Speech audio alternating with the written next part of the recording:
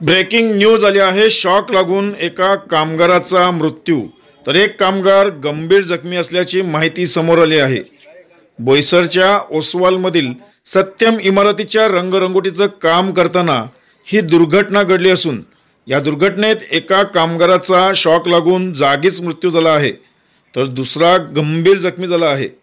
प्राथमिक माहिती मिळाल्यानुसार इमारतीचे रंगरंगोटीचे काम सुरू होते। या दरम्यान विद्युत वाहिनीला स्पर्श झाल्याने ही दुर्घटना घडल्याचे सांगण्यात येत आहे।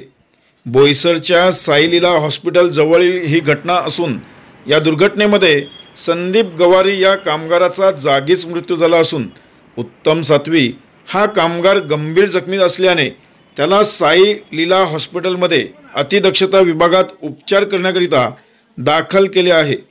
तर बोईसर पोलिसांनी घटनास्थळी पोहोचून पुढील तपासाला देखील सुरुवात केली आहे।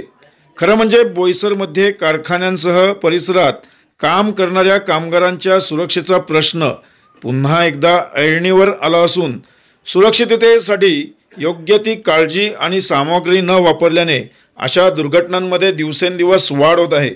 मात्र संबंधित विभाग या सगळ्यांकडे दुर्लक्ष करताना दिसून येत आहे।